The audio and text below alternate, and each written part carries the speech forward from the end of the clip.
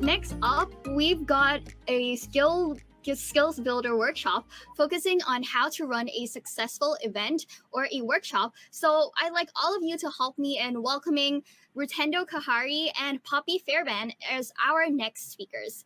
So Rutendo is a scientist with interest in biomedical research, specializing in bacterial infections that are prevalent in sub-Saharan Africa and discovering their possible treatments using phage therapy and technology. And Poppy is actually a member of the Youth STEM Summit design team, and she's in her third year of high school and enjoys studying a wide variety of subjects, especially all the sciences and technology. And she is also passionate about helping promote STEM to help solve some of the biggest challenges, and is doing this through the Youth STEM Summit design team and the COP26 co-design group to help combat the current climate crisis. So let's help welcome these two to speak in our next workshop. Cool. Thank you so much for that lovely introduction. It's lovely to speak to you today. And I'm just going to quickly put slides up on screen. But Rutendo, would you like to introduce yourself? All right. Thank you so much. So I'm Rutendo Kahari. I am a biomedical researcher. I am from Zimbabwe. I recently graduated from high school, and I also volunteer with Youth STEM 2030 as a life sciences reviewer.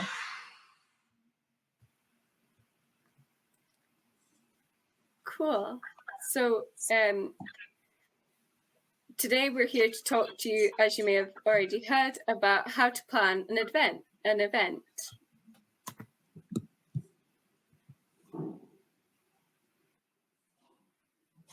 Okay, so to kickstart our presentation, when hoping to plan an event that you wish that it's successful, it is important for one to have like a clear outline of the purpose of the event. So like before you even start planning your whole event, there are a couple of questions that you need to ask yourself.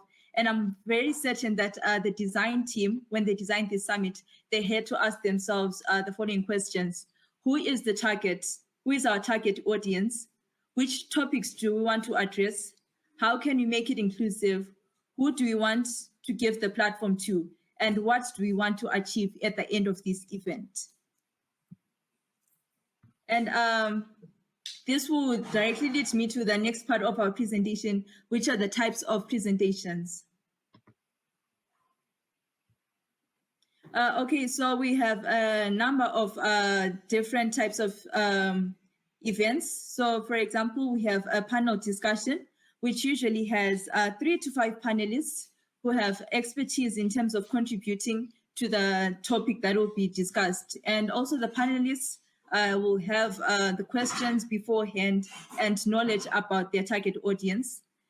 So a panel discussion is moderated by a very strong moderator who has the ability to elevate the conversation and keep it engaging.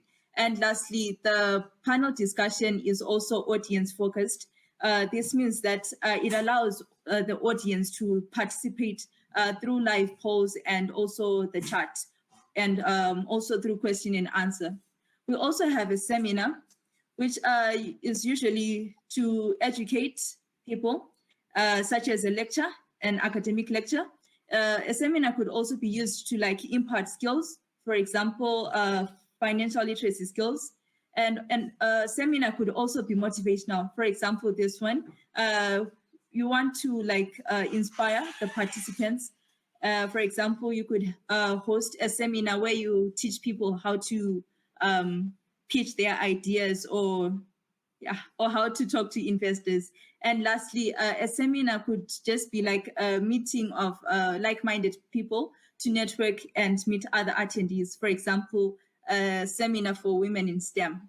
And then next we have a webinar, which is, so this is a combination of the word verb and seminar. So it allows participants to follow through the whole presentation or the whole meeting through a personal computer, a tablet, a Mac, a smartphone, or any other gadget. And they have the ability to see and hear the speakers thanks to the audio and video feeds. So a webinar is conducted through online tools such as Hopin, the one that we're using today, also through platforms such as Zoom and Google Meet. So a presenter can be able to reach a large group of people, which is usually specific through an online stream from a single location. And lastly, such platforms, they allow us to use smart tools, which will allow interaction with the participants, such as a poll, a chat, and a Q&A. And we also have a conference.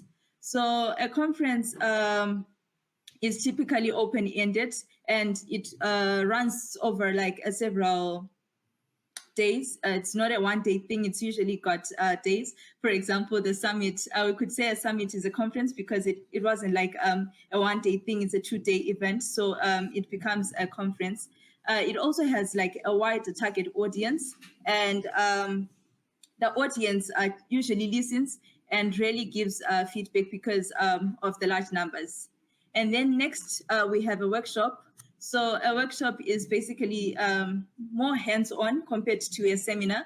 So to start off with a workshop, we usually start with a few icebreakers to get everybody relaxed and comfortable, because during a workshop, we are going to group people together and people are going to work together to produce something relating to the lessons that they would have learned from the instructor. So it is very important to start with an icebreaker and get everybody relaxed and comfortable. So these workshops are usually run by an instructor or facilitators, and participants usually gain new skills during the event under the guidance of the instructor. And then next we have event expos. So these typically revolve around one industry or a type of product. For example, we could have a drone expo where manufacturers of drones could come and exhibit their drone-related products. And we could also have people in the field who work in the field, maybe drone pilots, engineers, and the likes. So also expos,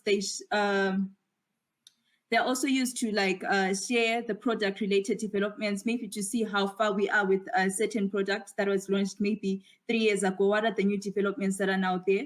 And also expos are often used to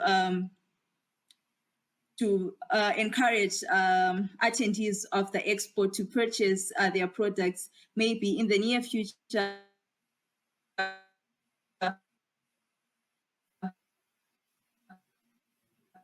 or during, basically characterized by discussion and idea sharing. It is also formal and dedicated to the interests of a particular group. And then lastly, we have networking sessions. So these vary depending on the aim of the session. So it's just a meeting where like minds meet together and get to know each other. For example, we have happy hour meetups where the organizers of the event they can rent out a bar or a restaurant. So this is sort of like a casual approach to the whole networking ideology. And so you get to know each other as professionals at a personal level. And we also have breakfast luncheons, speed networking, which is a similar concept to speed dating. But in this instance, you're just getting to know a professional in a short period of time, asking questions. And yeah, so these are the different types of events that we have. And it's very important when planning an event to sit down and look through what is it that we want and how does each event fit into our criteria. And then from there, you can be able to select the type of event that you want to host. Over to you, Poppy. Thank you so much. That was really fascinating. So a lot of the things that you don't see in an event is from an audience perspective, the goal of an event is to try and make it run as smooth as possible. So you don't understand, like, so that you don't see all the different chats between panelists and trying to get people in. And so that then you have a more enjoyable experience and it's more of a fun thing to do. And you just get to sit down and chill when watching the event. And one of my favorite quotes is, there's lots that go on backstage that an audience does not see, just like clockwork, because you have a clock and it's functioning, you see it go round and ticking round, and it constantly does that. And you just kind of chill with it, and you know what it's meant to do. there's nothing unexpected, and it is really helpful tool to you to see what the time is. But what you don't see is all the clogs and clockwork that goes on behind the clock, that with everyone doing their little bit, all the little screws and bolts ticking round. And that essentially is the team behind the event, trying to make it run as smooth as possible, so you don't have to think about the team that are making it do its wonderful work. And then another thing that you might not see when you're watching an event is the challenges that people have to deal with when running a summit. So, but instead of just telling you the challenges, because there's also solutions. Whenever there's a challenge, there's a solution. So for example, especially on Hopin, there can sometimes be technical issues. So there's lots of different ways to solve this. And that could be by having backup videos, by having tech checks. So a tech check is where you have different slots of time. So we did ours last week, where speakers can log on to the platform and get used to it, so that then they're not having to fiddle around last minute trying to find where they're meant to be. And it kind of has that awkward pause to it, because you want it to keep flowing the event. You don't want there to be these odd pauses and stops where people are fumbling around on their computers trying to make it work. And then if it's an in-person event, you'll have the problem of hall space. So a lot of the time, you'll need to book definitely in advance. Like, don't just show up to a random venue hoping it will be available to you. And one thing that you're best to do is to arrive really early to set up. So as long as you might be told one thing, that there'll be chairs already out, but sometimes you arrive at the hall and the chairs aren't out, because somehow like a staff's been off, so that job hasn't been done. So that's the reason why you should always arrive early, so you can set up chairs, you can make sure the microphones are working, and if a problem does arrive, you don't just panic, you don't go, oh, we need to cancel the whole event. You just remain calm and you think, what's the best solution that I can make this event as enjoyable as possible and how it was originally intended. And then one thing that you'll deal with, no matter if it's online or if it's in person, is speakers. So you'll most likely not have your first choice when you're contacting them. A lot of them will come back saying, we're so sorry, but we're busy, which is fair enough. But what you need to then do is you need to think, who else do I think could do a really good talk? And you shouldn't just go with the first choice. You shouldn't just go onto your computer and search up who's doing this, who's doing that, because even though the first one may seem okay, there may be there's billions of people on this planet, so you're destined to find one with the exact same views for your project that'll do an excellent talk. And so it's just trying to find those kind of people, which can be challenging at times, but I promise you, you will find one. No matter what the subject is, you will find a speaker that will do an excellent job. And finally, this one's more if you're doing a global event like this one, it's time zones. So you need to make sure that you're choosing a time which most people can attend. Otherwise, you're going to get very low people watching it, and it's not going to be as enjoyable of an event, because you don't want people getting up at 4 a.m. in the morning, tired, trying to watch an event. It's like if it's only in your country as well, and you choose a time like 8 a.m. in the morning because it's most convenient to you, you might have a lower viewer and attendee amount, which then means you're not spreading your message as far out. So it's best to choose a time which, you know, in your own country would work. But also if it's a global one, trying to look at everyone's time zones and make sure that the facilitators can still do it, and you're also making sure that attendees, you'll get a lot of people coming.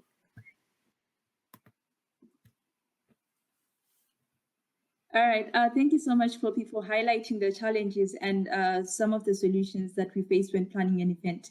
So I'll get right into the next point, which is spreading the word. How do we reach our target audience? So the first thing that you need to do is to define your target audience. So this will allow you to gain a better understanding of your target audience. As a result, you'll market your event only to the people who will most likely be genuinely interested in attending your event. So your target audience is like your intended guests that you wish that to attend your event. So first you can identify your target audience, or you can define your target audience through demographic segmentation. So you can segment your audience based on their age, gender, and marital status. And this ensures that your marketing is purposeful and you don't waste time attracting the wrong crowds. And then also you can target your audience through geographic segmentation. So you're going to be looking for locations at which the majority of your events are going to be coming from. And this will help you to like study the locations carefully and think how you can showcase the information gained at the event. So you now look at the issue of time zones, like Poppy was talking about. You now look at the issue of languages. Do I need to include Spanish in my event? Do I need to include Portuguese, or English is perfectly fine? So, so in terms of defining your target audience, this would definitely help you in spreading the word, because you are purposeful with the way you are marketing your event. And then the next thing is to leverage your influencers. So an influencer is someone in your industry with a sway on your target audience because of their authority, knowledge, and expertise on a specific topic. So we may have some STEM influencers, and I'm definitely sure we tried to reach out to some STEM influencers to help us to spread the word about the Youth STEM Summit. And so the whole idea is to partner with the relevant influencers in your market to reach your target audience. And in this way, you are certain that one or two people may be motivated just because these STEM influencers say that you should attend this. They'll definitely follow through. And then you could also use the method of referral marketing, which is a system to expand your reach and generate leads. So you can give referral codes to your event ambassadors or marketers and incentivize them. You could introduce discounts. Maybe if it's like a paid event, you could introduce discounts or special offers, and this will help them to share with others. And this way you can also reach your target audience quickly, because I'm getting something for something, you know. And you can also reach your target audience on social media through the use of hashtags. So with people using social media more often on social media platforms such as Twitter and Instagram, it is very easy to like target such people who may be interested in your events. So it is important for you to use a relevant industry-specific hashtag. For example, for the Youth STEM Summit, we used hashtag Youth STEM Summit, hashtag Youth STEM 2030, instead of generic hashtags like hashtag Summit, which may be ineffective, as one may be interested in attending a summit and not necessarily a STEM summit. So it is very important to be specific. And lastly is to create useful and relevant content. So that is through posting about topics that are relevant to your presentation or to your event, through video marketing, blogs, images on different social media platforms to reach your target audience.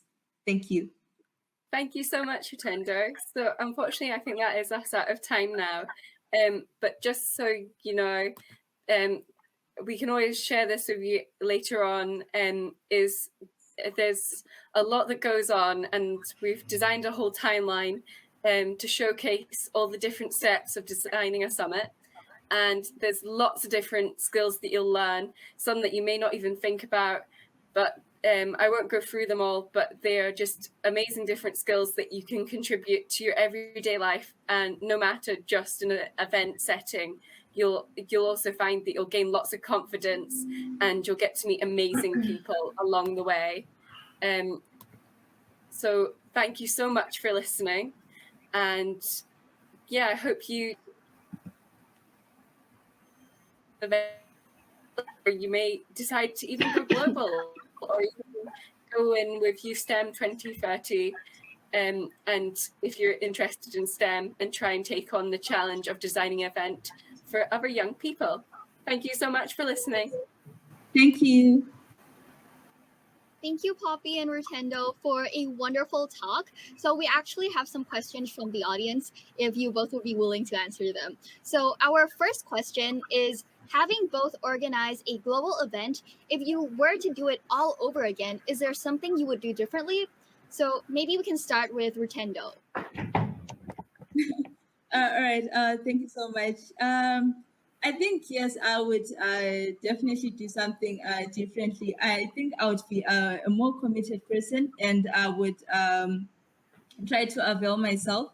Because last year when I was part of the Youth STEM design team, I had exams, I had school, so I wasn't really very much invested towards the end of the program. So if I were to do it again, I would definitely be invested right from the start to the end of the program. Thank you. Yes, thank you. And what about you, Poppy? I think I would have probably tried to learn how to raise awareness quicker.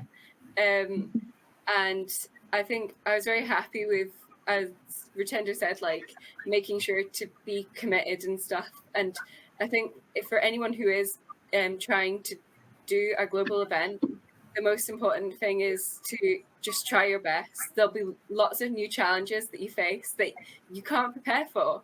And that's the fun in it. It's just to go with the flow, to try your best, and to never give up, because although it may be challenging, you will get through it and you will manage to inspire lots of young people and make them passionate about a subject. Yeah, definitely. Thank you, both of you, for your talks again. And I'd like to encourage everyone to share your appreciation in the chat. So now I'll be passing on to Saida to introduce the next section.